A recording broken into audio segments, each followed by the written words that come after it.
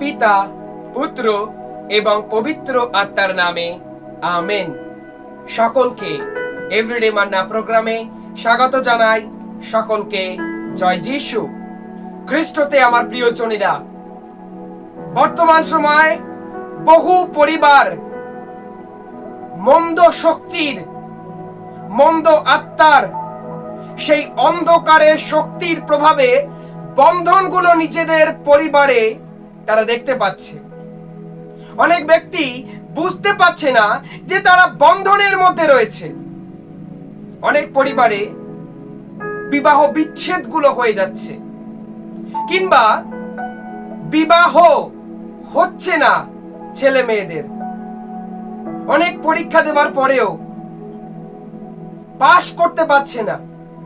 অনেক ডাক্তার দেখবার পরেও সুস্থতা লাভ করতে পারছে না। অনেক পরিশ্রম করবার পরেও অর্থ দেখতে পাচ্ছে না, শুধু ঋণের বোঝা, ঋণের বন্ধন। কিছুদিন অন্তর অন্তর শুধু শরীর অসুস্থ হয়ে পড়ছে।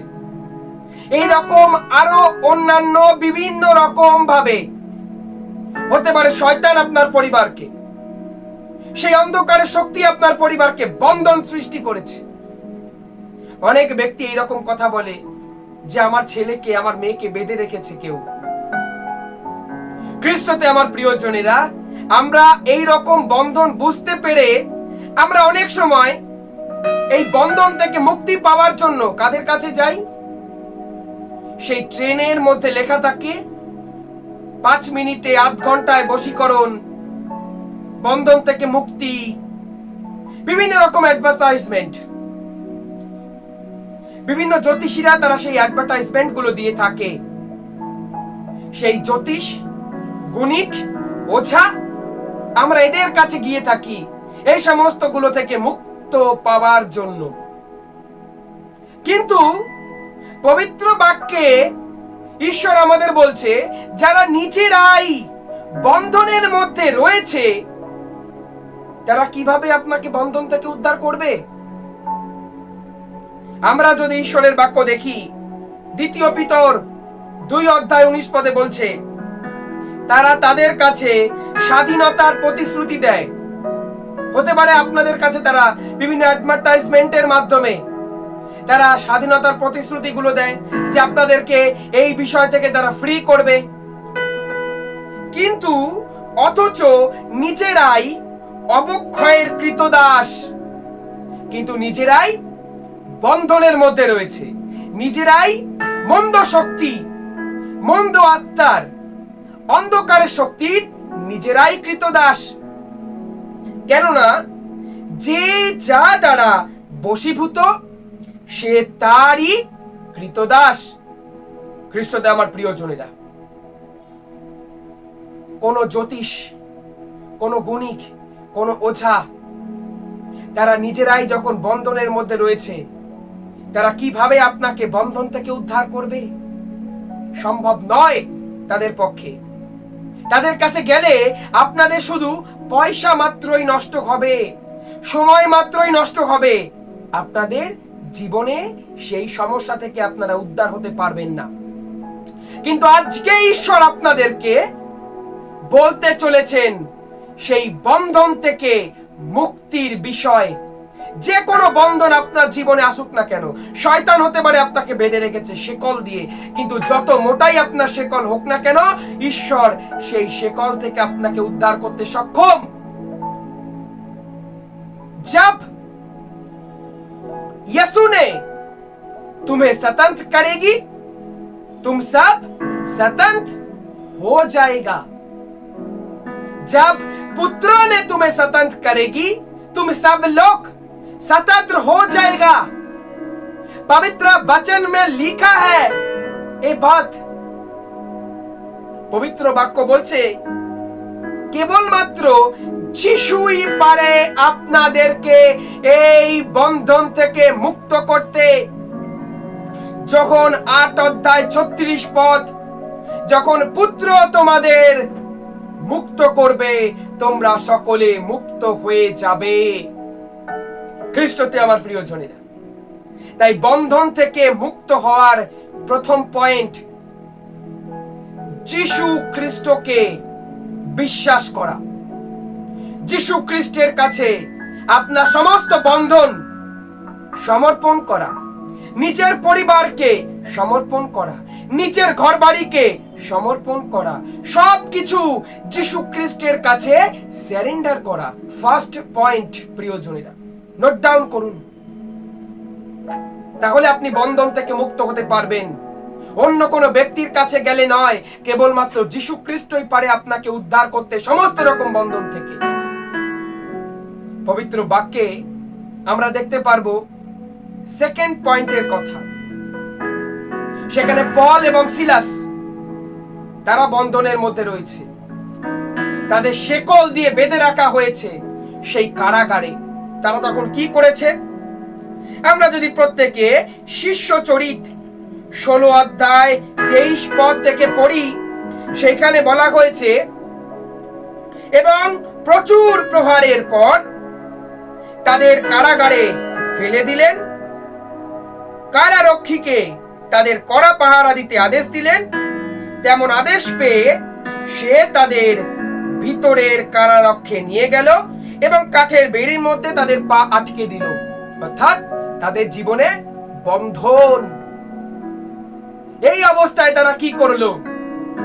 তারা বন্ধনের মধ্যে থেকেও ভয় না পেয়ে, যিশুর উপর বিশ্বাস না হারিয়ে, তারা চিৎকার করে প্রার্থনা, প্রভু যিশু খ্রিস্টের স্তুতি প্রশংসা করতে লাগলো, আরাধনা করতে লাগলো। সেই বন্ধনের মধ্যে থেকে খ্রিস্টতে আমার প্রিয়জনেরা, পবিত্র বাক্য বলছে, মাঝরাতে পল ও সিলাস প্রার্থনা করতে করতে ঈশ্বরের স্তুতি গান করছিলেন এবং বন্দীরা তাদের স্তুতি গান কান পেতে শুনছিল। তারা বন্ধনের মধ্যে থেকেও তারা ঈশ্বরের স্তুতি প্রশংসা ধন্যবাদ করতে তারা ভোলেনি। তারা চিৎকার করে স্তুতি প্রশংসা করেছে। তারা এইরকম ভাবেনি যে আমাদের সঙ্গে অনেক বন্দীরা রয়েছে, আমরা যদি এখন চিৎকার করে স্তুতি প্রশংসা করি তাহলে আশেপাশের লোক কি ভাববে, এই কথা তারা ভাবেনি। সমস্ত লজ্জা তারা ভুলে গিয়ে তারা সর্বশক্তিমান ঈশ্বরের উদ্দেশ্যে, কেবল যিশু খ্রিস্টের উদ্দেশ্যে তারা স্তুতি প্রশংসা করল। পবিত্র বাক্য দেখলে আমরা বুঝতে পারবো, হঠাৎ এমন প্রচন্ড ভূমিকম্প হলো যে কারাগারের ভিত কেঁপে উঠল। তখনই সমস্ত দরজা খুলে গেল ও সকলের শেকল ভেঙে পড়ল। শুধু পল এবং সিলাসের নয়, শুধু পল এবং সিলাসের নয়, তাদের সঙ্গে যারা যারা ঈশ্বরের স্তুতি প্রশংসা শুনছিল তাদেরও শেকল খসে পড়ল। আপনি যদি স্তুতি প্রশংসা করেন, শুধু আপনার নয়, আপনার পরিবারেরও, পরিবারের লোকেরও, আত্মীয় স্বজনেরও বন্ধন খসে পড়বে। সেকেন্ড পয়েন্ট, ঈশ্বরের স্তুতি প্রশংসা। এরকম আরো একটি উদাহরণ আমরা দেখতে পারবো সেই যশোয়ার গ্রন্থে 6 অধ্যায় 1 পদে। সেইখানে আমরা দেখতে পারবো সেই জেরিখোর কথা। সেই জেরিখোর মধ্যে ইসরায়েলীয়রা প্রবেশ করতে পারছিল না। সেই সময় কি হলো? সেই জেরিখো ইসরায়েল সন্তানদের সামনে রুদ্ধ ও আটকানো ছিল। কেউ বাইরে যেতে পারতো না, কেউ ভিতরে আসতে পারতো না। তখন প্রভু যশোয়াকে বললেন, দেখো, আমি জেরিখো তার রাজাকে ও তার বলবান যোদ্ধাদের তোমাদের হাতে তুলে দেব। আজকে ঈশ্বর তোমাদের একই কথা বলছে। সেই মন্দ আত্মাদেরকে, সেই অন্ধকারের শক্তিকে, যারা তোমাদেরকে বেঁধে রেখেছে, বন্ধন সৃষ্টি করেছে, সেই সব কিছুকে তোমাদের হাতে তুলে দেওয়া হবে। তারপর কি বলছে? যোদ্ধা যে তোমরা সকলেই শহরটার চারপাশে প্রদক্ষিণ করবে। তোমরা একবার করে শহরটাকে প্রদক্ষিণ করবে আর একইভাবে 6 দিন করবে। 7 জন যাজক সন্ধি মঞ্জুষার আগে আগে ভেড়ার শিং দিয়ে তৈরি 7টি তুড়ি বাজবে। পরে 7ম দিনে তোমরা 7 বার শহরটিকে প্রদক্ষিণ করবে ও যাজকেরা তুড়ি বাজাবে। যখন শিঙা বাজবে, তখন তোমরা সেই তুরির ধ্বনি শোনা মাত্রই গোটা জনগণ তীব্র রণধ্বনি তুলবে। তখন নগর প্রাচীর খসে পড়বে এবং লোকেরা প্রত্যেকে সেই জেরুকোতে প্রবেশ করতে পারবে। রণধ্বনি তুলবে মানে ঈশ্বরের স্তুতি প্রশংসা করবে চিৎকার করে, বাদ্যের ঝঞ্ঝারে, বাদ্য সহকারে ঈশ্বরের স্তুতি প্রশংসা করবে। সেই কথা ঈশ্বর যোশুয়াকে জানিয়ে দিল। সেই মতন তারা যেই মুহূর্তে এই রকম কাজ করলো ঈশ্বরের কথা অনুসারে, সেই মতো সেই নগর প্রাচীর খসে পড়লো। আজকে আপনাদেরও এক একটি বন্ধন, এক একটি সমস্যার বন্ধন আপনাদের জীবন থেকে, আপনাদের পরিবার থেকে খসে পড়বে। In the mighty powerful name of the Jesus. আপনাদের শুধু কি প্রয়োজন? না স্তুতি প্রশংসা করবার প্রয়োজন। আমরা থার্ড পয়েন্টে যাব। নোট ডাউন করুন, কেউ নোট ডাউন করতে ভুলবেন না। থার্ড পয়েন্টে যাব। আজকে প্রত্যেকে বন্ধন থেকে মুক্ত হবেন। সেই থার্ড পয়েন্টে আমরা দেখতে পারবো শিষ্যচরিত 12 অধ্যায় 4 পদে পিতরকে কারারুদ্ধ করা হয়েছে। পিতর কারাগারে। শিষ্যচরিত 12 অধ্যায় 4 পদ থেকে শুনলে সেখানে আমরা জানতে পারবো পিতরকে কেমন ভাবে তারা বন্দী করেছিল। তিনি তাকে গ্রেপ্তার করে কারাগারে আটকে রাখলেন এবং তাকে পাহারা দেবার দায়িত্ব 4 প্রহরী দলের উপর তুলে দিলেন।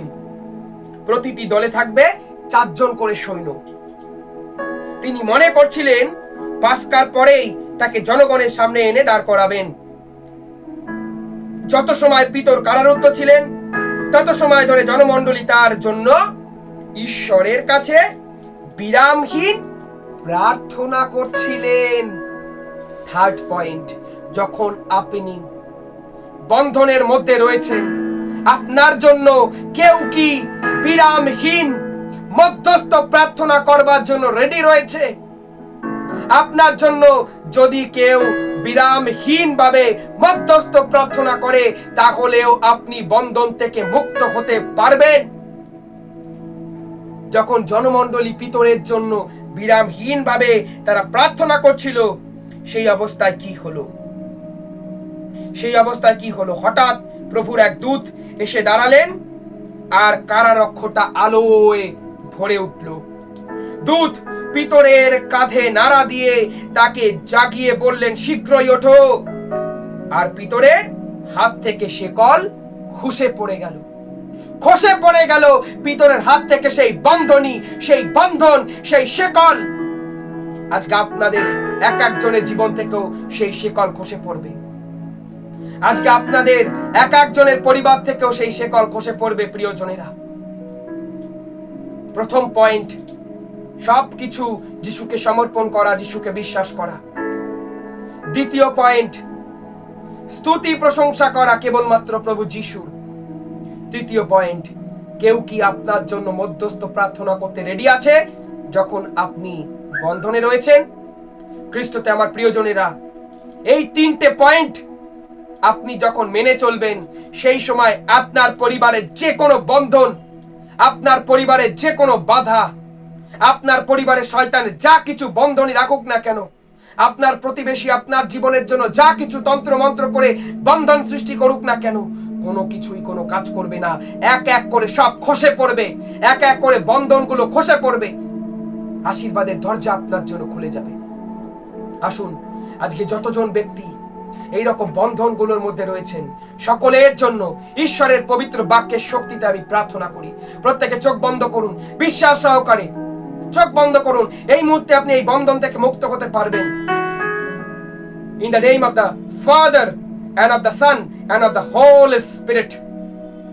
লুক লিখিত সুসমাচার 10 অধ্যায় 20 পদ। দেখো, আমি তোমাকে সাপ ও বিছে পায়ের নিচে মারাবার এবং সমস্ত শত্রু সমস্ত পরাক্রমের উপর কর্তৃত্ব করার অধিকার দিয়েছি। কোনো কিছুই তোমাকে কোনো ক্ষতি করতে পারবে না। এই পরাক্রমের শক্তিতে আমি এই মুহূর্তে এই ভিডিও দেখা এই ব্যক্তির জীবন থেকে, এই ভিডিও শেয়ার করা এই ব্যক্তির জীবন থেকে, এই ঘর থেকে, এই বাড়ি থেকে, এই পরিবার থেকে, এই বংশ থেকে সমস্ত বন্ধনগুলো যিশুর নামে ক্যান্সেল করি। কারণ প্রভু যিশু খ্রিস্টই পারে এই বন্ধনগুলো থেকে এদেরকে মুক্ত করতে। जब यीशु ने तुम सबको स्वतंत्र करेगी, तुम सब लोग यीशु का नाम द्वारा उसकी महिमा से और अपनी विश्वास द्वारा स्वतंत्र हो जाएगी। इस वचन द्वारा प्रभु यीशु नजरी इसकी जीवन में हर एक बंधन टूट जाए, हर एक बीमारी की बंधन, हर एक दुष्ट आत्मा की बंधन, हर एक अंधकार की शक्तियां की बंधन, हर एक बंधन टूट जाए यीशु मसीह का नाम द्वारा आपके जीवन से।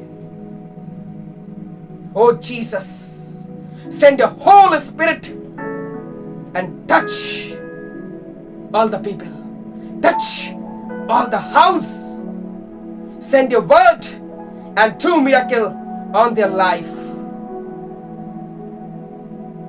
You are free, you are blessed, you are healed in the mighty powerful name of the Jesus. সকলে বলুন আমেন। আপনি বিশ্বাস করুন এই মুহূর্তে আপনি আপনার পরিবার সমস্ত বন্ধন থেকে মুক্ত হয়েছে। যারা যারা এখনো পর্যন্ত আমাদের ইউটিউব চ্যানেলকে সাবস্ক্রাইব করেননি, দয়া করে খুব তাড়াতাড়ি সাবস্ক্রাইব করুন এবং প্রচুর প্রচুর ব্যক্তির কাছে এই ভিডিও শেয়ার করুন, যেন তারাও আপনার মতো বন্ধন থেকে মুক্ত হতে পারে। সকলকে জয় যিশু।